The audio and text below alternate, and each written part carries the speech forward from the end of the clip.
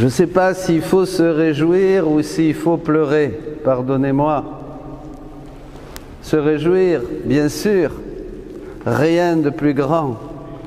Comme dit le catéchisme, le sommet de notre religion, de notre foi.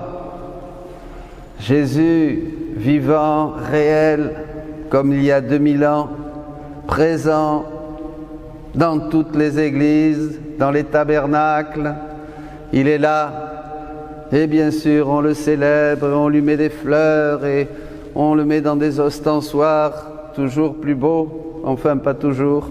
Et puis, je vous disais, rire joyeux, du bonheur, mais aussi quelle douleur. Je crois que nous n'avons jamais vu autant d'aberrations et autant de choses qui continuent de faire souffrir Jésus, puisque vous savez, il l'a dit lui-même, il est resté sur terre dans les tabernacles pour continuer sa passion, pour continuer à souffrir au milieu de nous. C'est exactement la même chose, nous allons le voir. Donc, aujourd'hui, il y a tellement peu d'amour et tellement peu d'envie vraiment de recevoir et de suivre Jésus que je ne sais pas s'il est tellement heureux dans nos tabernacles et dans nos églises. Il disait un jour à Louisa, tu sais, je souffre beaucoup plus du froid que quand j'étais dans la grotte de Bethléem, parce que dans la grotte de Bethléem, j'avais ma mère, j'avais un peu de chaleur, j'avais de la lumière, tandis que dans le tabernacle, j'ai rien, j'ai le métal froid, c'est tout, personne ne vient me voir, je suis seul, et bien souvent, je n'ai même pas une petite lumière dans l'église. Vous voyez, parce que nous, on imagine, on ne sait pas tellement la vie que Jésus a dans l'hostie. On pense, pour nous, c'est très loin. Hein, il est là, voilà, quoi, puis tu le reçois, amen. On n'a pas du tout idée qu'il a pu être vraiment réduit par une souffrance terrible, au point de ne pas trouver dans l'hostie de quoi respirer. Il le dit, je ne respire pas, j'ai été obligé de me réduire, de me comprimer. Il dit que les souffrances qu'il vit dans l'Eucharistie, dans nos tabernacles, sont incomparables à côté de ce qu'il a vécu quand il était sur terre pendant sa passion.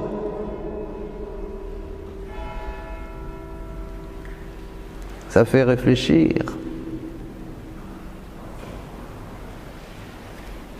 Regardez comme les églises sont vides. Regardez, comptez ceux qui, en entrant dans l'église, vont vraiment se prosterner devant le roi des rois et faire une vraie génuflexion avec amour en lui disant « Mon roi, tu es là ». Regardez, un jour un recteur de séminaire disait à un prêtre « Regarde les séminaristes quand ils rentrent dans l'église. Tu verras ceux qui ont été touchés par Dieu parce qu'ils font une vraie génuflexion, ils se prosternent. Les autres, ils rentrent comme dans un moulin. Regarde !» Et ils rentraient. Bon, c'est une introduction. Mais pour vous dire qu'il y a de la joie dans mon cœur et aussi il y a de grandes tristesses. Quand je vois comment on traite Jésus dans les églises, dans certaines célébrations où tout le monde peut communier, on appelle ça, je ne sais pas comment, c'est vraiment, voilà, comme si c'était ce manque de foi. En fait, on n'a pas compris qui nous sommes et qui est Dieu qui vient, qui se fait chair dans le sein de la Vierge et qui reste avec nous pour continuer à nous donner la finalité pour laquelle il nous a créés, c'est-à-dire le royaume. C'est vrai que le Saint-Sacrement, c'est le sommet de toute notre religion, mais c'est un moyen, ce n'est pas une finalité. La finalité, c'est vivre dans le royaume, c'est de devenir des hosties nous-mêmes. Vous savez, Louisa, elle a beaucoup lutté avec ses confesseurs, parce qu'un confesseur lui disait mais que le centre de tout c'est l'Eucharistie, et Jésus disait non, le centre de tout c'est ma volonté, parce que c'est moi qui fais l'Eucharistie, c'est ma divine volonté qui consacre, qui donne la puissance, c'est ma divine volonté qui est partout, c'est pas mon corps et mon sang, il y a plus, ce n'est qu'un moyen pour que vous deveniez comme des dieux. Mais ça, voyez. Et un jour même, elle se plaignait parce que ça sonnait à l'église pour l'exposition du Saint-Sacrement. Et alors elle pleurait, elle disait, mais alors je ne peux même pas y aller, je suis là clouée au lit, quelle tristesse. Et alors Jésus lui dit, qu'est-ce qui se passe? Pourquoi tu t'affliges? Quand il y a l'exposition du Saint-Sacrement, c'est toi qui dois te déplacer pour aller me voir là-bas. Moi je suis partout. Et il ajouta, qui c'est qui m'adore dans le soleil? Et il dit, c'est la même divine volonté qui fait que le pain et le vin deviennent corps et sang du Christ. C'est la même divine volonté qui vous donne la chaleur et la lumière dans le soleil. On peut adorer Dieu partout. Vous vous rendez compte? Et l'Eucharistie nous est donnée justement pour cette finalité. Jésus, il dit aussi un jour, tout ça, vous savez, ça m'a fait beaucoup réfléchir à moi dans ma vie de prêtre. Si vous voulez vraiment découvrir qu'est-ce que c'est que l'Eucharistie, le corps et le sang du Christ, lisez le livre du ciel, parce qu'il y en a des dizaines et des dizaines et des dizaines et des dizaines de pages. C'est toute une nouvelle vision, c'est tout un regard complètement nouveau sur l'Eucharistie, sur la grandeur de l'Eucharistie, évidemment, parce que Dieu se révèle dans le temps, il ne peut pas tout nous dire. Il nous dit les choses peu à peu. Nous ne pouvons pas tout porter, il l'a dit, j'ai encore beaucoup de choses à vous dire, mais vous ne pouvez pas les porter. Eh oui. Alors, le moyen. Jésus, qu'est-ce qu'il veut, Jésus? Il dit, vous savez, un jour, il n'y aura peut-être plus d'églises, elles seront détruites. Je ne sais pas s'il y aura beaucoup de prêtres. Et alors comment ils vont faire? Vous savez que déjà aujourd'hui, des gens m'appellent et m'écrivent et me disent « Mon père, c'est terrible, il faut faire 40 km pour avoir une messe. Il faut aller au bout du monde. » Certaines églises ferment. Et puis Jésus rajoute, il dit « Et si le prêtre est malade, il ne peut pas consacrer donc. Il n'y a pas de Jésus hostie. S'il n'y en a pas de prêtre, s'il a été changé ou qu'il est parti, il n'y a plus de messe, donc il n'y a pas de Jésus. Vous êtes d'accord? Et alors est-ce que vous croyez que Jésus va faire dépendre son amour et votre sanctification, ce qui est la même chose, du fait qu'il y a un prêtre ou qu'il n'y a pas de prêtre, qu'il est bien disposé, qu'il a envie de célébrer la messe ou qu'il n'a pas envie de célébrer la messe, parce que c'est comme ça, ce sont des hommes. Et alors, et aussi, vous, est-ce que vous êtes bien disposés pour recevoir l'Eucharistie? Il y en a qui sont bien disposés, ils se préparent, d'autres, ils s'en fichent, ils y vont comme ça. Alors, est-ce que tout ça, Jésus, il doit s'adapter à ça? Non, il dit non, non, non. J'ai fait que la sanctification soit facile pour tout le monde. Et pour qu'elle soit facile pour tout le monde, je suis partout. Je suis dans la création, je suis dans la vie, je suis dans la mer, je suis dans la montagne, je suis dans tout ce qui vous entoure, dans l'air que vous respirez. Je suis dans vos temples, bien sûr, je suis votre prière, je suis votre cœur. C'est moi qui vous fait palpiter, qui vous fait vivre, qui vous donne le mouvement, l'être et l'existence. La vie, c'est moi. Je suis partout. En fait, il n'y a qu'à s'abandonner à la volonté de Dieu et le laisser entrer en nous à travers tout ce qui se passe, tout ce qui se vit, tout ce qui se souffre, tout ce qui se donne de la joie. Et Dieu nous transforme et il fait de nous quoi? Des hosties. Pourquoi Jésus se donne à manger? Pourquoi nous mangeons? Nous mangeons pour assimiler les aliments, pour qu'ils passent dans notre sang et puis qu'ils puissent nous renouveler, nous donner de la force, de l'énergie. Bien sûr. Pourquoi Jésus se donne à manger? La même chose. Mais Jésus, il se donne à manger pour nous transformer, nous donner la vie, pour que nous devenions comme lui. Mais alors là, comme lui, c'est encore un truc, ça...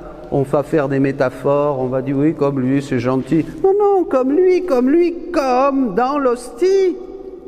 Il dit, le pain et le vin, ce sont des accidents, vous êtes d'accord? C'est la matière que Jésus va choisir pour devenir corps et sang.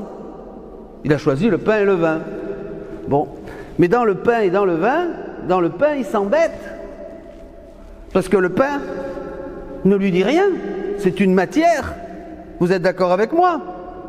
C'est une matière, le pain. Le pain, il dit rien, il n'y a pas de dialogue.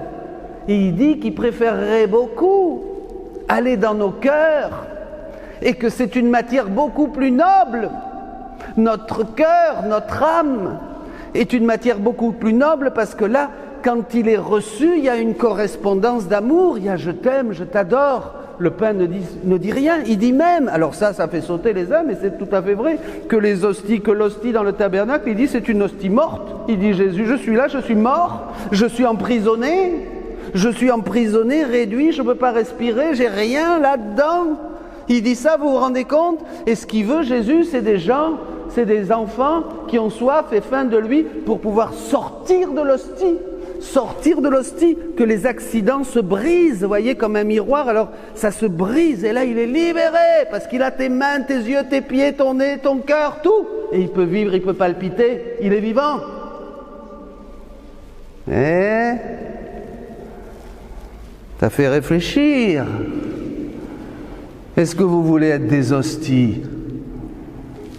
Est-ce que vous voulez être vraiment que Jésus soit tellement en vous qu'il vous transforme en lui et lui en vous pour être vraiment... C'est ça le royaume! Quand on dit dans l'Apocalypse qu'il est roi des rois, il veut des rois, il est roi tout seul, il veut des rois partout, c'est-à-dire il veut des gens qui partagent sa nature. C'est ça qui sont des sujets de son royaume, c'est-à-dire qui ont tous ses biens, toutes ses propriétés, ses lois, ses ordres, tout, et qui sont comme lui, le roi des rois.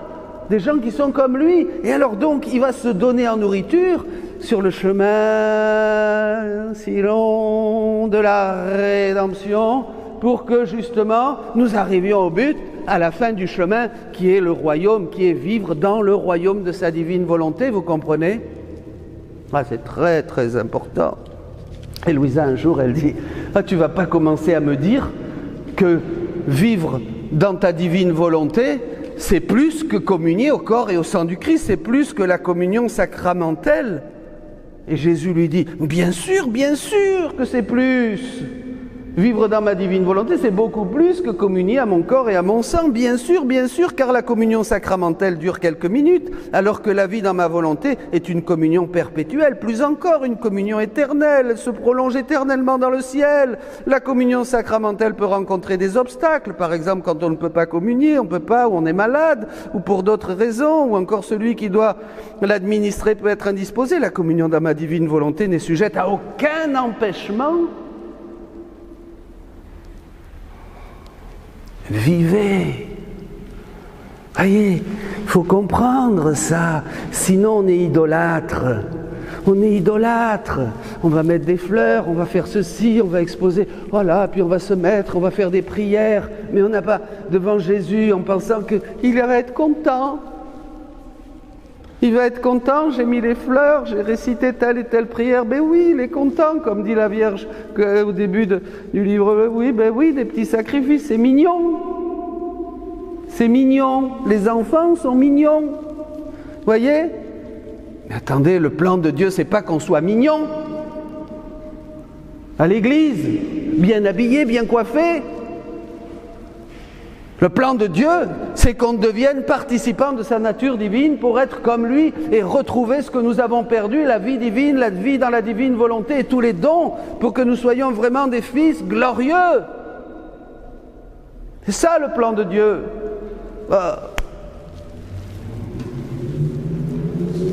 Plus on découvre le plan de Dieu, vous savez, plus on découvre la vie du ciel et toutes les raisons, tous les pourquoi nous faisons ceci ou cela, plus on voit l'écart entre la piété populaire, si on peut dire, ou ce que nous vivons aujourd'hui dans notre monde, et le ciel qui a des logiques, qui a une sagesse, qui a une beauté, qui a une grandeur, qui n'a rien à voir avec nos petites choses.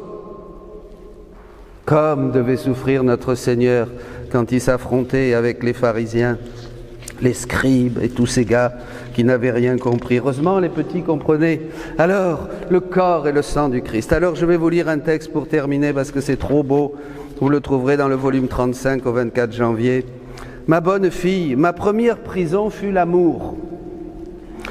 Il m'emprisonna l'amour Pensez au tabernacle, regardez comme il est en prison, regardez comme il attend quelqu'un qui vienne lui dire « Je t'aime, viens en moi pour trouver ta liberté en moi, je te donne mes mains, je te donne mes pieds, je te donne mon cœur, viens battre en moi, viens respirer en moi, je veux être toi, je veux être comme toi, je veux que tu vives en moi, je ne veux plus vivre, je veux que ça soit toi qui vives en moi, je veux être une hostie, je veux être une âme offerte à l'amour comme toi, je veux être toi, comme je serai toi dans le ciel. » Parce que dans le ciel, nous serons tous comme Jésus, nous participerons tous à sa divinité.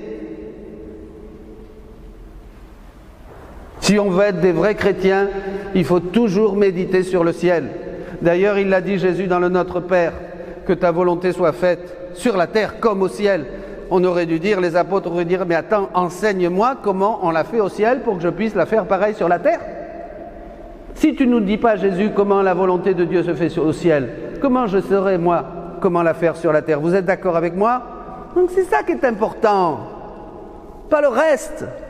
Jésus dit à Louisa, tout le reste, le plus important pour moi, ce n'est pas les sacrements, ce n'est pas ceci, ce n'est pas cela. Le plus important, c'est que vous arriviez, que vous demeuriez, que vous viviez de nouveau dans ma divine volonté.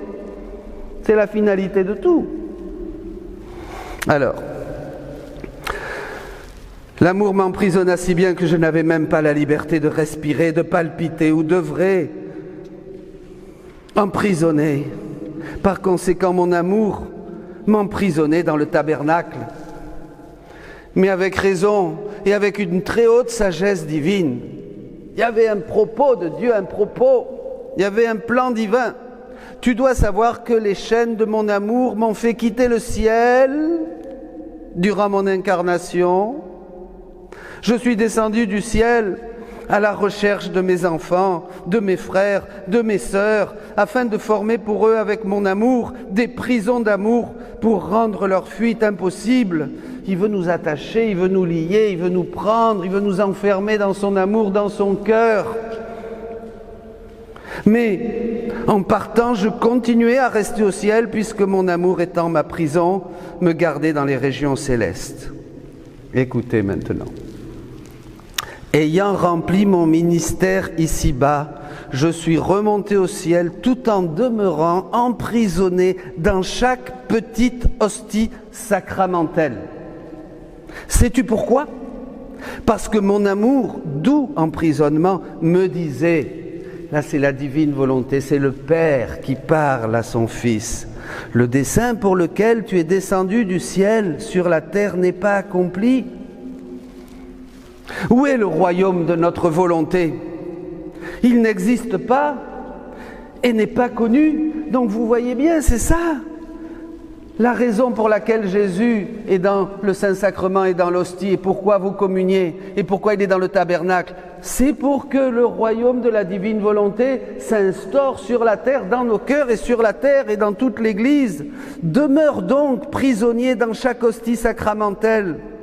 Ainsi, il n'y aura pas seulement un Jésus, mais comme dans notre humanité, mais un Jésus pour chaque hostie sacramentelle. Aujourd'hui, il va y avoir combien de Jésus? Combien vont communier? 10, 15, 20, 30? Eh bien, il y aura 30 Jésus, 40 Jésus, 50 Jésus. Vous comprenez? Dans une furie d'amour, tes nombreuses vies, les vies de Jésus, seront un chemin vers la divinité, ainsi que dans chaque cœur qui te recevra. Ces vies auront un petit mot à dire pour faire connaître notre volonté, parce que lorsqu'elles descendront dans chaque cœur, elles ne seront pas muettes, mais parleront de notre fiat dans le secret de leur cœur. Tout est une question de disposition. Les gens ne sont pas disposés aujourd'hui. Ils vont communier comme si de rien n'était. Alors évidemment, Jésus ne peut pas parler. Il ne peut pas expliquer ces choses. Vous savez que l'Eucharistie, quand vous communiez, la puissance qu'elle déploie dépend de votre disposition. Il y a des gens qui ne communient pas et qui sont beaucoup plus proches de Dieu parce qu'ils sont beaucoup plus disposés à faire la volonté de Dieu. Tout est une question de disposition. Plus on a le désir, plus on sait la valeur d'une chose. Quand vous savez la valeur d'une chose, ça change tout. Si je vous donne quelque chose et que je vous dis ça coûte tant, Ah ben oui, vous allez le regarder. Et si un autre arrive et vous dit, mais non, ça coûte pas tant, ça coûte 1000 fois plus. Oh là là, alors là, vous allez faire attention. Et si un autre arrive et dit, non, non, ça coûte beaucoup plus. Il n'y en a qu'une au monde, il n'y en a pas d'autre. Ça a une valeur folle. Alors là, vous allez la prendre et vous allez la garder. Il y a beaucoup de choses à cause de l'ignorance crasse qui nous caractérise, à nous, pécheurs. On ne sait pas. Donc comme on ne sait pas, l'ignorance nous tue, comme dit la Bible. Mon peuple meurt par faute de connaissance, mon peuple meurt à cause de l'ignorance. Mais le jour où nous nous disposons, parce qu'on dit mais c'est pas vrai, je n'ai que quelques années à vivre et je n'ai que quelques années pour me disposer à recevoir Jésus avec toujours plus d'amour, parce qu'il va me parler de son royaume, de la divine volonté, il va me former, il va me formater, il va me transformer, il va me purifier, il va me déifier, il va me diviniser, il va me rendre comme lui, et je n'ai que tic-tac, tic-tac, tic-tac que ces années qui me restent. Ouh, il faut comprendre ça, hein? Sinon, on est foutu là. C'est ce qu'on appelle foutre sa vie en l'air. Vous savez, on dit, il a foutu sa vie en l'air. Ça, vous pouvez vous le dire tous les jours. Seigneur, ne permets pas que je foute ma vie en l'air. Que je foute ta vie en l'air. Que je foute ta vie en l'air dans ma vie. Il faut être chrétien. Je ne vous dis pas des choses irréelles, mystiques ou je ne sais pas quoi. C'est ça le réel. C'est qu'on n'a pas les yeux, on n'a pas les lunettes, on n'a pas la vision de Dieu, on ne voit rien. Même moi, j'ai beaucoup à voir, facile de parler, mais tous les jours je demande au Seigneur qu'il me décrasse les yeux, qu'il m'enlève là, que j'ai dans les yeux. Et j'en ai un bon paquet. Croyez pas que je vous parle de haut. Il faut le demander tous les jours. Il en enlève un peu. Elles seront muettes, elles ne parleront pas. Tu seras porteur, c'est le Père qui parle au Fils, porteur de notre royaume. J'ai reconnu que les demandes de mon amour, dit Jésus, étaient justes, c'est vrai. Et j'ai accepté de rester sur terre afin de former le royaume de ma volonté. Sur terre, dans le Saint-Sacrement, où il continue sa passion. C'est la même passion, hein? Je vous en ai parlé au début. C'est pareil. Les gens, Jésus dit que la tiédeur le fait grelotter. Un jour, il grelottait comme ça. Et alors Louisa lui dit, mais pourquoi tu grelottes? J'ai froid, j'ai froid. Personne ne me prend dans ses bras. Personne ne me dit je t'aime. Personne ne vient me faire des prières, des douceurs. J'ai froid, je grelotte. Le manque d'amour le congèle, vous comprenez? J'ai reconnu que les demandes de mon amour étaient justes. Je suis resté sur terre afin de former le royaume de ma volonté, jusqu'au complet accomplissement de l'œuvre. En partant pour le ciel, tout en demeurant sur la terre, ma vie répandue en de nombreuses hosties sacramentelles ne sera pas inutile. Oh Seigneur, si tu l'as dit, que ça se fasse. Je formerai le royaume de ma volonté. Je ne serais jamais resté si je savais que je n'obtiendrais pas ce que je désire. Il va venir le royaume. Le pourquoi Jésus est resté dans les tabernacles de nos églises vides va se réaliser, mais ça sera un petit nombre. Bon, quand Dieu dit un petit nombre, c'est beaucoup, mais c'est peu quand même. Il y en aura beaucoup, mais il y en aura peu. Et dis au Seigneur dans ton cœur, maintenant, je veux en faire partie. Dis-lui maintenant, je veux faire partie des élus grâce auxquels le châtiment va être réduit. Ça, c'est dans l'Évangile, hein? Je veux faire partie des élus, de ceux que tu choisis en ces temps où le péché abonde. Je veux faire partie de ceux que tu appelles aujourd'hui à une nouvelle mission dans le feu qui nous dévore, un feu d'une nouvelle Pentecôte d'amour. Je veux, Seigneur, d'autant plus que cela est pour moi un sacrifice plus grand que celui de ma vie mortelle, que de rester dans les tabernacles et d'être présent sur la terre dans ce corps et ce sang du Christ que nous célébrons aujourd'hui. Un sacrifice plus grand que celui de ma vie mortelle, plus grand. Vous vous rendez compte ça? Et imaginez si vous étiez là le jour du calvaire. le jour du chemin de croix, le jour de l'agonie au jardin. Revenez en arrière, mettez-vous, plongez-vous dans ces scènes, dans ces moments de la vie de Jésus, puisque c'est des moments éternels, vous pouvez y aller tout de suite. Et voyez-le souffrir. Qu'est-ce que vous faites? Vous allez vous bronzer aux Porges? Vous allez vous passer de la crème? Vous allez aller perdre votre temps à faire je sais pas quoi? Vous allez être avec lui au jardin, au calvaire, les derniers moments de sa vie, sobre.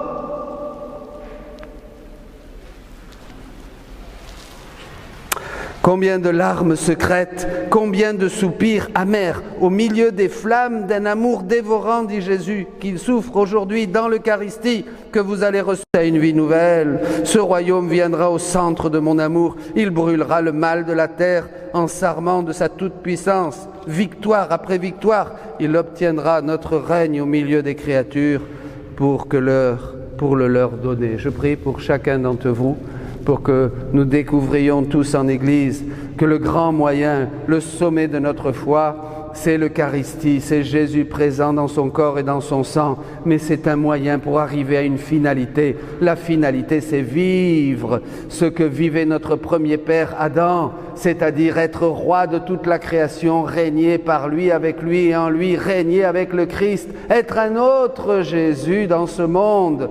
Et c'est ça la gloire de Dieu, pour pouvoir glorifier le Père, glorifier le Fils, glorifier l'Esprit, glorifier la Sainte Trinité. Oui, nous sommes sur le retour et Maman Marie vient nous accompagner, celle qui a tout vécu en plénitude complètement, qui a vécu dans le royaume dès sa conception et qui vit dans le royaume avec son corps et avec son âme dans la gloire du ciel.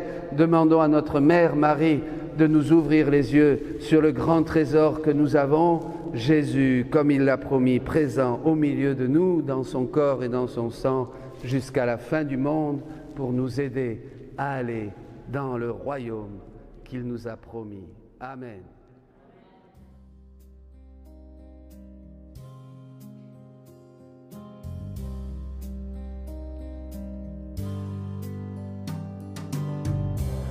Admirable grandeur, étonnante bonté du Maître de l'univers qui s'humilie pour nous au point de se cacher dans une petite hostie de pain.